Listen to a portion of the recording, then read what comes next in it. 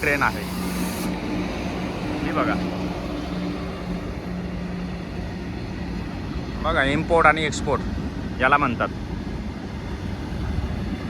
त्याच्यामुळे डिझेल पेट्रोलची काळजी करू नका. महाराष्ट्रामध्ये सुरळीतपणे सगळ्या गोष्टीची पूर्तता सुरू आहे. काळजी करू नये. हे बघा माझ्या समक्ष मी तुम्हाला दाखवतोय.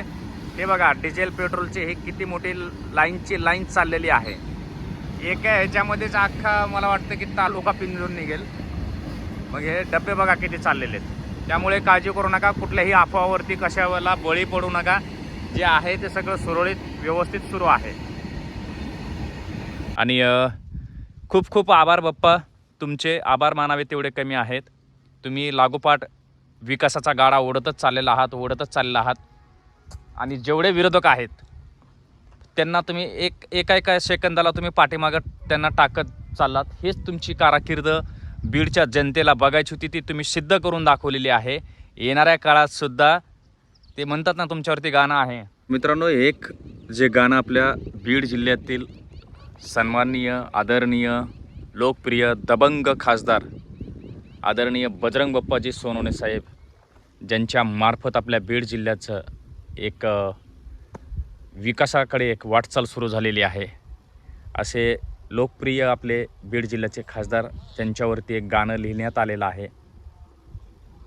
ते गाणं तोडक्या मोडक्या चालीमध्ये मी तुम्हाला म्हणून दाखवतो. जर कोणी ऐकलं नसेल तर ते गाणं नक्की सर्च करून ऐका एकदा. समाजसेवा करून ज्यांनी गाठलाय विकासाचा टप्पा, समाजसेवा करून ज्यांनी गाठलाय विकासाचा टप्पा, म्हणून साऱ्या जगांचा लाडका झालाय बजरंग बाप्पा, म्हणून साऱ्या जगाचा लाडका झालाय बजरंग बाप्पा, समाजसेवा करून ज्यांनी गाठलाय विकासाचा टप्पा, गाठलाय विकासाचा टप्पा, अरे म्हणून साऱ्या जगाचा लाडका झालाय बजरंग बाप्पा. अरे बोल बजरंग बली की जय. चला धन्यवाद मित्रांनो. बाप्पा खूप खूप खूप प्रेम करतो आम्ही सर्व बीड जिल्ह्यातील युवा तरुण तुमच्यावरती. तुम्ही आमचा आदर्श आहात. तुम्ही एक आदर्श घातलेला आहे की एखाद्या माणसाची कारकीर्द शून्यातूनही सुरुवात होऊ शकते, ते तुम्ही दाखवलेले आहे. हिम्मत मर्दा मदद खुदा. तुम्हाला पाहून खरंच हिम्मत मिळते. तुम्ही ज्या पद्धतीने काम करताय, ज्या पद्धतीने तुम्ही विरोधकांना धोबी पछाड डाव देताय, खरंच सॅल्यूट आहे. आणि असेच कामं, असेच समाजसेवा तुमच्याकडून घडेल हे इच्छा व्यक्त करतो. तर मित्रांनो, आपण आता आलेलो आहोत एका अशा नवीन जागेवरती जिथे तुम्हाला बघून खूप आश्चर्य वाटेल. आणि इथून पाठीमागे पण तुम्ही माझ्या प्रत्येक व्हिडिओमध्ये ती जागा बघितलेली असेल. तर लेट्स सी. हे बघा, ही जागा आहे जिथे मी भुसावळ आल्याच्यानंतर प्रत्येक वेळेला व्हिजिट करतो. खूप मन प्रसन्न होतं, कारण जसं की तुम्हाला सांगितलेलंच आहे, तिकडे त्या बाजूला सासऱ्यांचं, त्यांचं म्हणजे माझी सासरवाडी आहे, त्यांचं घर आहे. आणि अगदी त्या अंतरावरतीच हे बघू शकता तुम्ही, हे लाईटीचं पॉवर हाऊस आहे, जे स्वर्गीय गोपीनाथ मुंडे साहेब यांच्या काळामध्ये त्यांनी मंजूर केलेलं होतं, असे येथील रहिवासी म्हणतात. आणि हे जवळच हे रेल्वे पटरी आहे. आपण कायद्याचं उल्लंघन अजिबात करणार नाही आहोत.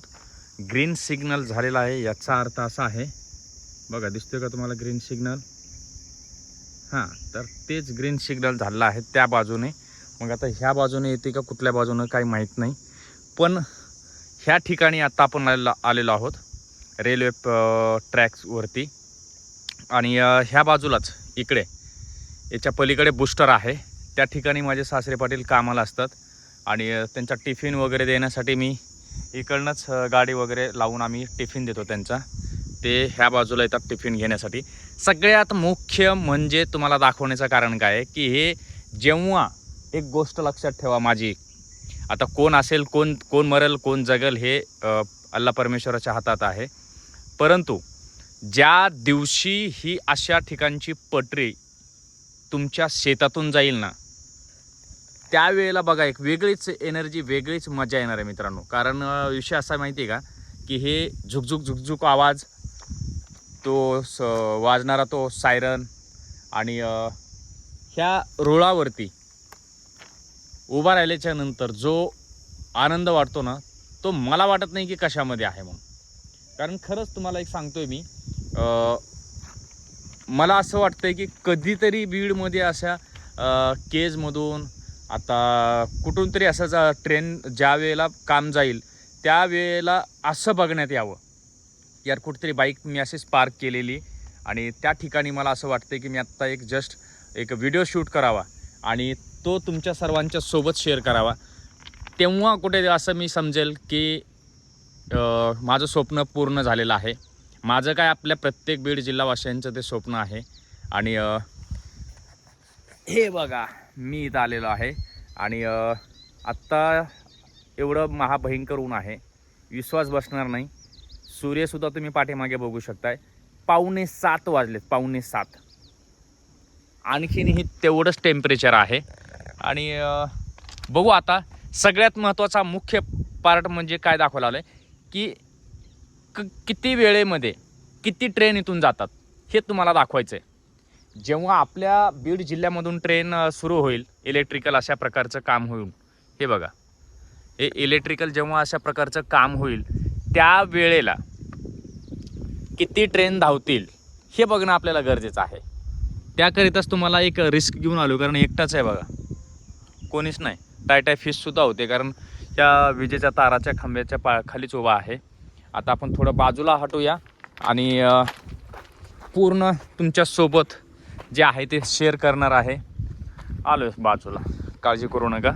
आणि हे अशा प्रकारचे हे विजेचे इलेक्ट्रिकल हे खांब आहेत जे इथे उभा केलेले आहेत.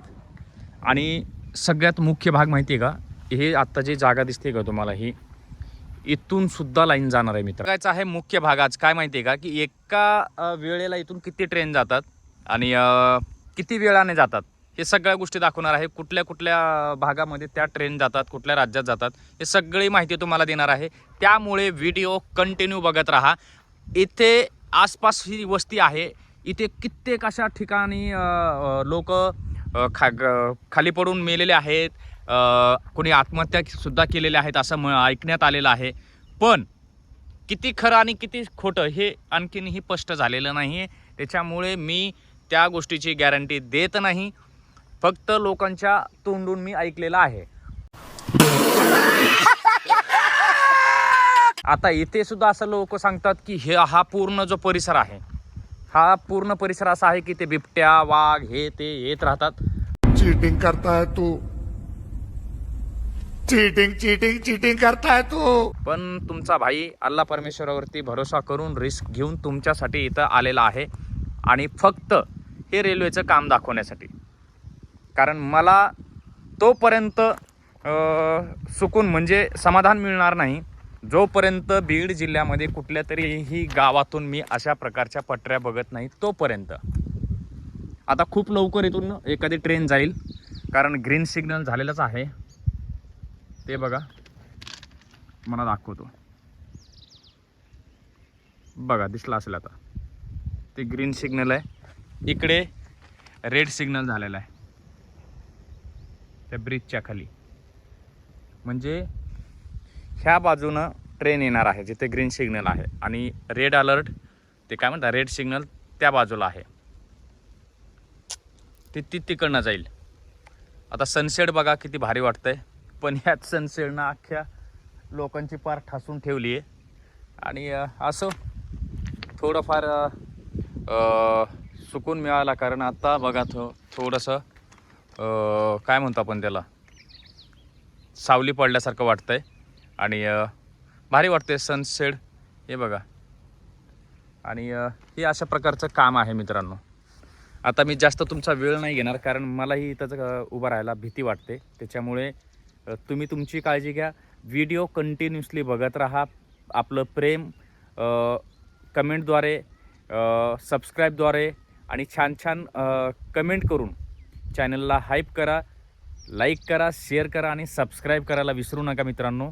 येणाऱ्या काळामध्ये लवकरच बीडच्या ट्रेनमध्ये बसून सुद्धा मी व्हिडिओ बनवणार आहे, पण तोपर्यंत बनवणार नाही.